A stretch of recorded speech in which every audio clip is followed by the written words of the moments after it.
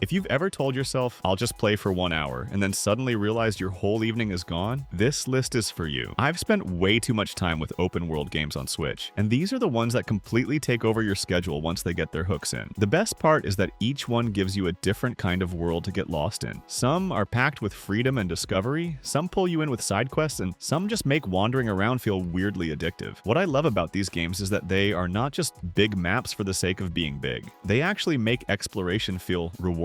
You head out to do one simple thing, then get distracted by a cave, a tower, a side quest, a stronger weapon, or some random detail in the world that makes you stop and check it out. That is when an open world game really works for me. So today, I'm talking about 6 Nintendo Switch open world games that can absolutely eat up your free time without asking permission. Let's get into it.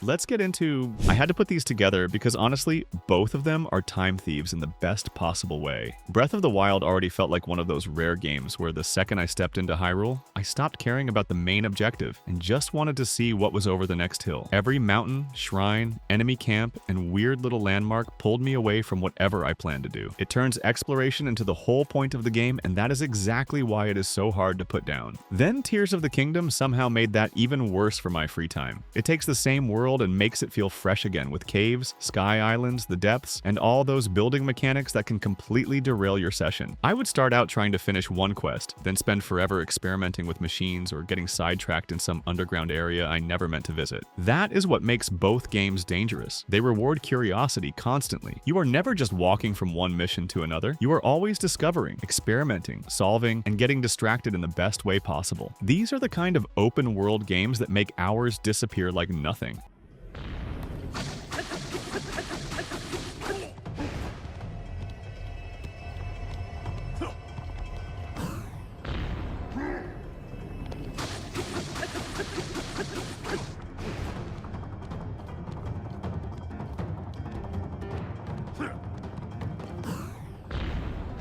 The Witcher 3 is one of those games that completely ruins your sense of time because there is always something worth doing. I've played a lot of open world games, and this one still stands out because even the side content feels important. You do not just ride to the next objective and clear some filler mission, you get pulled into stories that feel like they could be the main plot in another game. That is a huge reason why this game can take over your life on Switch. What really gets me is how alive the world feels. Riding through Velen, Novigrad, or Skellige never feels empty. There are monsters to hunt, treasure to find, contracts to finish, and random situations that make the world feel messy and believable. Even when I told myself I was just going to do one quest, I'd end up playing Gwent, chasing gear upgrades, or helping some stranger whose problem turns into a full storyline. The complete edition makes it even more dangerous because it gives you the full package, including 2 amazing expansions. That means once you are hooked, there is even more content waiting for you. This is not just a long game. It is the kind of game that keeps giving you reasons to stay in its world, and before you know it, your weekend is gone.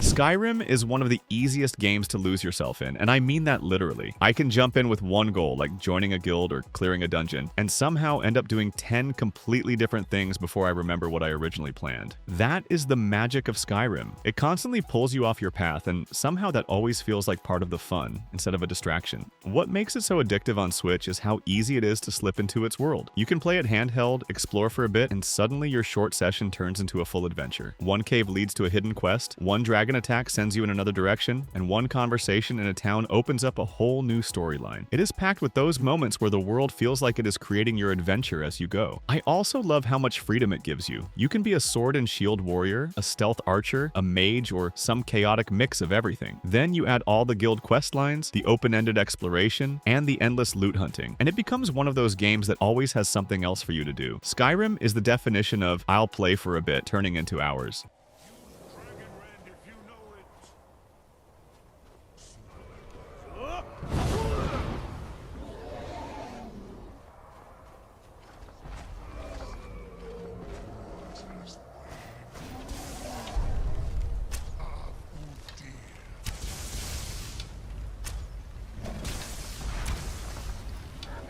Hogwarts Legacy is the kind of game that grabs you fast, especially if you've ever wanted to just exist inside that world for a while. The big hook for me is not even only the main story. It is the feeling of walking around Hogwarts, finding hidden rooms, solving little puzzles, flying over the map, and constantly spotting something that makes you want to stop and explore. That alone can eat up so much time. The castle is easily one of my favorite parts because it feels packed with detail. I would go in thinking I was heading to a quest marker, then end up wandering through staircases, secret areas, or side paths just because I wanted to see what was there. Once the larger world opens up, that time sink gets even worse in the best way. Villages, caves, side quests, collectibles, magical beasts, gear upgrades, it all stacks up really quickly. What surprised me is how relaxing it can be too. Sometimes I was not even trying to progress much. I was just flying around, checking out the scenery, hunting for secrets, and enjoying the vibe. That is how a game steals your time without you even noticing. On Switch, it is one of those games where the fantasy of being in that universe does a lot of the heavy lifting, and honestly, it works. Once you get into the loop, it is very hard to leave. Levioso. Afraid to fight. Depulso. Yes. Revelio.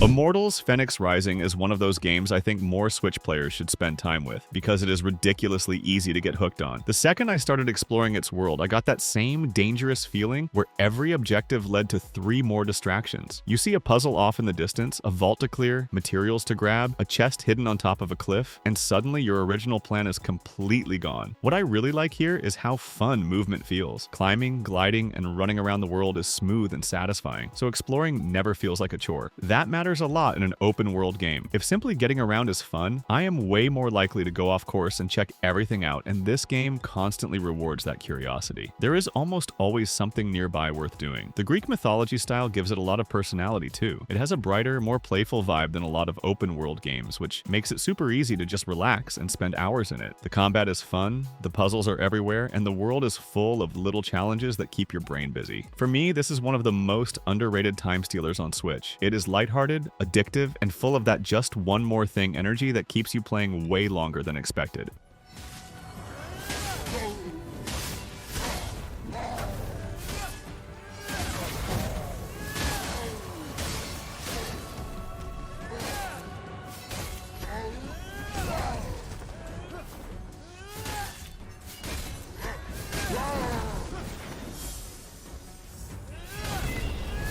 Xenoblade Chronicles 3 is a different kind of time thief, because it does not just hook you with exploration. It also traps you with its story, side content, character progression, and giant world design all at once. This is one of those games where I can sit down, meaning to make a little progress, and then get totally swallowed by a new region, a long story sequence, or a chain of side quests that keeps growing. The world is massive, and it really gives you that sense of scale. You are moving through these huge environments that feel full of landmarks, monsters, hidden paths, and little discoveries that make wandering around rewarding. I spent so much time going off route, grabbing collectibles, checking corners of the map, and chasing extra objectives instead of doing only the main story. Then there is the class system, party building, hero quests, and all the progression layers. That is where the game becomes especially dangerous. Even when you are not exploring, you are thinking about team setups, unlocking abilities, or trying to improve your characters. It becomes really easy to say, I'll do one more quest, and then keep going because everything feeds into something useful. For me, Xenoblade Chronicles 3 is the type of open world RPG that does not just take your time, it fully consumes it. And if you love big adventures, that is exactly why it is so good. Let's give him the usual, Noah. Come here. I got something for you. Thanks. Hey, Nick. Top one. Dave! Hey, this isn't too bad. Nice one, Wamba. Arrow burst. Ha!